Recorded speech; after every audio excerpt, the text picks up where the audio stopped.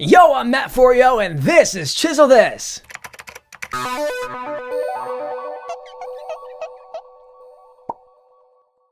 In a world without cliché storytelling, writers never begin with, in a world.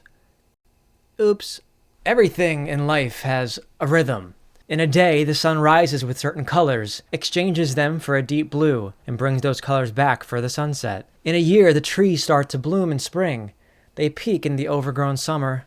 They change color and shed in the fall, and go bare to prepare for a new bloom in winter. In a song, instruments set the mood, a performer adds emotions, the two work back and forth to deliver a dynamic range of storytelling, and those decisions connect with our brains when they are well paced, such as life itself. Today we're going to break down techniques on how to structure your rap songs musically, lyrically, and how to manipulate the pace to create impactful moments for your listener. And stay tuned until the end where I'll summarize the whole episode in rap form. I think we should start by looking at some great examples of how... Real quick. What? This dude spent 8 years studying Reese's Pieces. My journey to understanding how important pace is to the entertainment process begins with epic rap battles of history. The year is 2016. I had been heavily criticizing ERB on Chisel This now for about a year, and then they actually invited me to work with them. While I was so excited to help them, I didn't realize how much they would help me. I was very passionate about the rap battle that would use my favorite franchise, Pokemon, so much that when Nice Peter sent me back the first draft of the lyrics, I was very vocal about the parts I didn't like.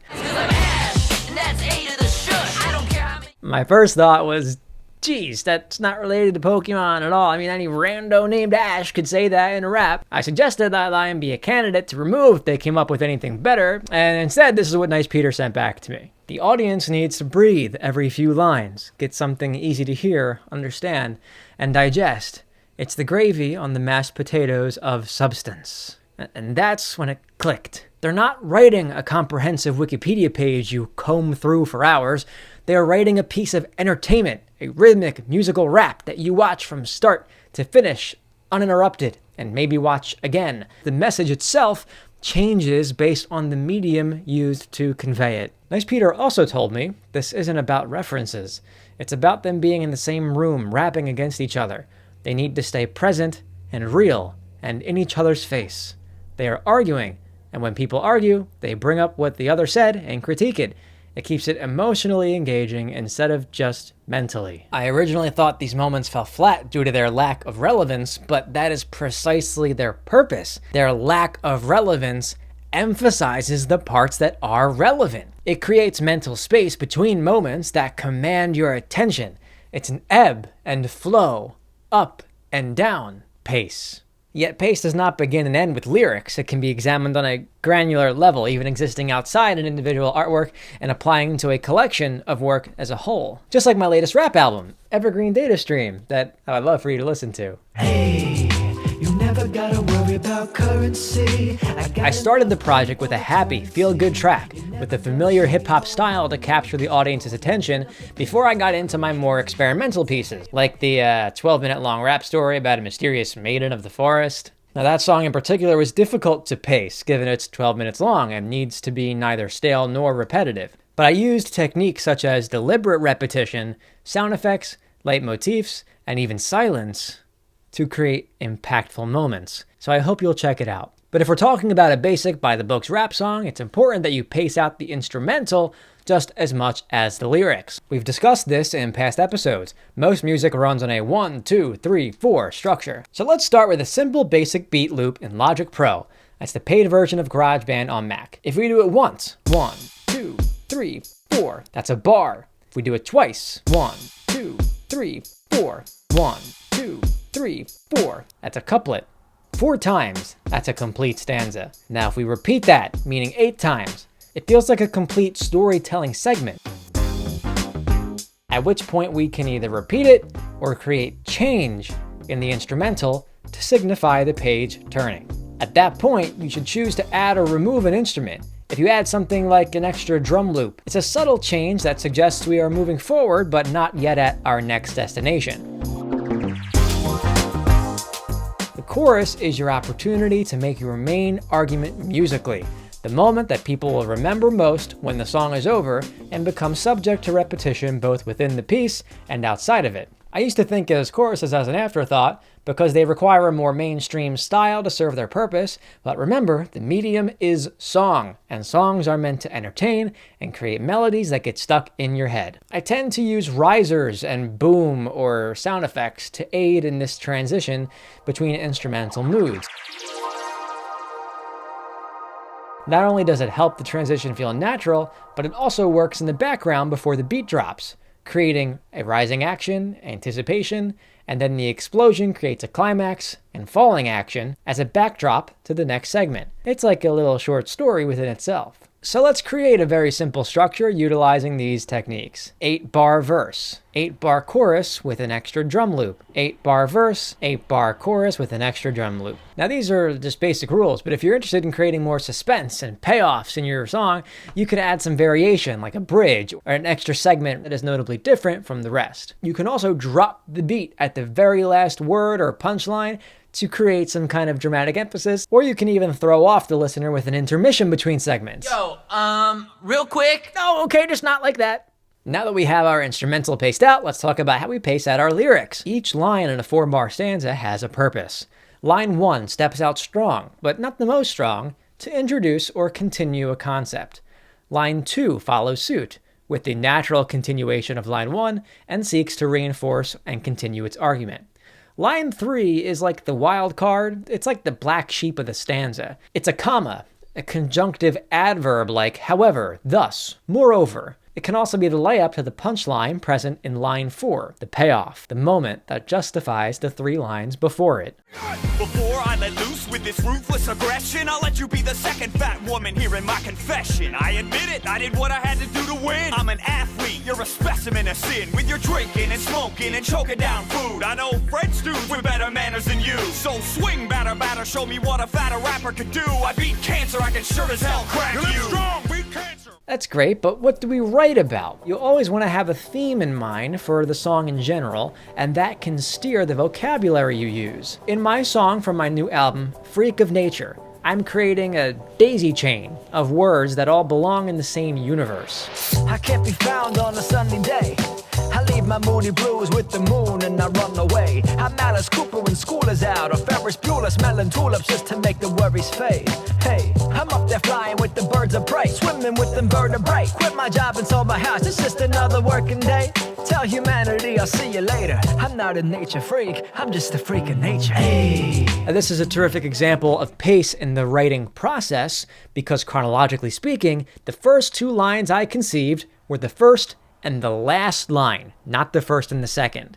The verse starts with, I can't be found on a sunny day, and ends with, I'm not a nature freak, I'm just a freak of nature. Those are the concepts I have in play when I'm brainstorming the song, and I place them like puzzle pieces with room to fill in between. The freak of nature line is my thesis statement, and that's why it feels right where it's placed. So I follow the rhyme scheme for sunny day, and I look for words that fall under the umbrella of nature to build the world. But I'm also building an argument, convincing the audience that I am a carefree person with metaphors and fictional scenarios. Another important technique is making adjustments for your omniscient perspective as the writer. You have to remember that the listener does not have all the context and all the ideas in their head that you have before you write. So you have to introduce context where it is necessary. If you jump right out at the beginning and say, I'm up there flying with the birds of prey, it may be understandable, but if you preface this line with words like sunny day and moon, we already place the listener outdoors, and more importantly, thinking of the sky before you say, I'm up there. The structure is similar to writing an essay in 10th grade history, maybe a news package or a political speech. There's a tease or a hook at the beginning. That can go on for however long, but somewhere around 2/5 of the way through the song, there should be this aha moment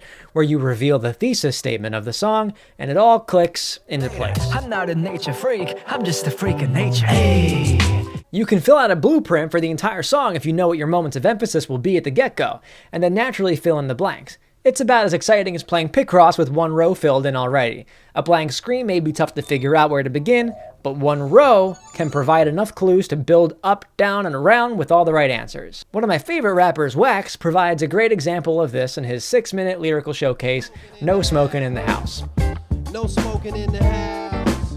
It is clearly written as an amalgamation of his best random punchlines that he jotted in his notes, while the lines in between try to connect them all. I rap considerably well, so if you're considered hot, then consider me hell. I've been cracked for a while like the Liberty Bell. You're a story of regret people bitterly tell. You've done nothing cool. Now, what part of that stanza is likely that he thought of first? I've been cracked for a while like the Liberty Bell. But that's located in the third line, not the first line. Your chronological method does not have to be represented chronologically. He's also always rapping in visual terms, describing things for you to see, in addition, for you to hear. Tell a critic, write a song, tell a blogger to perform it live. They'd have better luck playing Frogger on the 405. You don't try to build a fantasy scenario that just makes the listener's imagination run wild while being relatable at the same time. Everybody likes, I don't know, dogs. And put a dog in a costume like an astronaut suit. And that is a metaphor for how even the most unassuming creature can reach new heights. And it works because you can see it, you can visualize it. So when we think of how many senses a song can lend itself to, it's not just sound, it's also sight, and even a bit of touch with how your sounds are texturized. Wax also demonstrates great examples of symmetrical pronunciation to emphasize his rhymes. He makes sure to perform multisyllabic rhyming phrases identically to one another. Listen. Not a bat of the eyes at the Academy Prize. The hype's horseshit, the flattery's lies. So if your mic's cordless, I hope the battery dies. It's that type of performance I badly despise. This is especially helpful when emphasizing wordplay, when wordplay is the punchline itself. Make the best poker player drop his accordion. Make the best poker player stop with the tournaments and switch to nickel slots at the Orleans. Compare this to a less successful attempt with epic rap battles of history, Vlad the Impaler versus Dracula. You leached my name, you pale son of a bitch, and your weak ass gets beat by the sun at the beach. They pronounce one as son of a bitch, and the other one as sun at the beach. Now, the wordplay is still there, and the meaning still gets across, but if they paced every syllable symmetrically, it would have had a better payoff. You leached my name, you pale son of a bitch, and your weak ass gets beat by the sun at the beach. The last thing Wax's No Smoking in the House does well is implement a performance pace. If you watch the video, Wax records this song live in one take. It's crazy. That's 6 straight minutes. I can't record 6 seconds without doing another take. How does he do this? Well, he writes with a pace that creates space for him to breathe and switch up the flow at the same time. Cause even my dumb shit is too much for him intellectually, so I'm unappreciated like a bass solo. All about pace, all about space. And his flows work so well because he dances around the counts on the beat instead of replicating them perfectly. Normally you want to stress syllables on the 1, 2, 3, 4 beats and flow with wiggle room in between. You want to look for hot pockets to place your small chocolates. No, not you. You can really find a unique way to deliver your raps just from a desire to be different than what is normal. 1, 2, 3, 4. Or you can do 1, 1, 2, 3, and 4. Or you can do 1, 2, 3, 4, 1, 2, 3, 4. One thing Wax does not do, and I think by design, is expand his range of emotions. Wax is a very one-level, smooth, and laid-back rapper. It's by design. You can't have joy without pain, pain without joy. Some artists strive to have neither, so the listener is suspended in limbo, evoking this kind of calm, or even a high. But if you want to tell a story, it can be helpful to mix in high energy and low energy to cue the listener on the intended emotion beyond the words you choose to use. Eminem begins Rap God on a high note. I'm beginning to feel like a rap god. That extends all the way into the start of the third verse, where he starts to bring it down to earth to make the stakes sound more serious. So you be throwing, I'll be owing, you voting, I'm omnipotent. This is all in preparation of his fast rap segment, which he buffers with slower parts on the beginning and the end. His famous lead-in to the fast rap, is comparable to the moment just before you catch the wave on a boogie board. It's the suspense before you satisfy your sweet tooth. He also ends the song with a deeper, slower tone to make the listener reflect on what on earth they just heard, further emphasizing the fact that Eminem's skill is comparable to that of a god. Why be a king when you can be a god? It's storytelling through emotion, and even through silence. The beat could do a simple fade out, but that would give the impression that it's still going even after the song stops. But the choice to make the song cut on a composed ending is deliberate, evoking a sense of finality, a period instead of an ellipsis. Eminem does something clever with Rap God, being that it is experimental in comparison to other pop songs that might play on the radio. He begins the song with a catchy chorus to hook in listeners who may be abrasive to pure rap. There may be a difference in what the audience wants to hear versus what you want the audience to hear. So if you give them that alluring candy at the beginning of the piece, you can hook them and then deliver that less popular message. In fact, I incorporated this practice in this very episode, and you may not have noticed. I put one of the more engaging tidbits at the beginning to grab and keep your attention. Epic rap battles of history. And then I put in a plug for my new album that I want you to check out. But before you do, I have a different song for you. It's one that simplifies the techniques we used in this lesson in an original track made just for this video. So here is the Pace Rap. In the world, scratch that, in a society there's an infinite rhythm that's ticking timelessly. Why would we take it slow, take it fast? Honestly, there's not a way to properly do it either right or wrong. Probably you should keep it paced, bud. Why waste 1 second taking L's when you got the stuff to take dubs? If I could get a pay stub, I would take a job to neuter spade dogs, fly them to the moon to film space bugs. Keep the pace, just like you keep the faith. Life is like a 10th grade essay and you're on the debate stage. So make your case, press the pedal, then you pump the brakes. Just don't go off the rails on your daisy chain trade. Keep the pace, just like you keep the faith. Life is like a 10th grade essay and you're on the debate stage. So make your case, press the pedal, then you pump the brakes. Just don't go off the rails on your daisy chain trade. It goes 1 and 2 and 3 and 4. These numbers used for keeping score are something you should reach up for when you're stuck in goo beneath the floor. You gotta flow a little bit most, a minute of prose, magnificent. Show a bit of your most, illiterate prose. That in the dictionary of the definition to dough. When ages of old, the age of philosophers studied the lyrics you wrote. And there it was there, if I mentioned a peanut butter candy, cause sleeping for Skittles the most. Keep the pace, just like you keep the faith. Life is like a 10th grade essay and you're on the debate stage. So make your case, press the pedal, then you pump the brakes. Just don't go off the rails on your daisy chain trade. Keep the pace, just like you keep the faith. Life is like a 10th grade essay and you're on the debate stage. So make your case, press the pedal, then you pump the brakes. Just don't go off the rails on your daisy chain trade.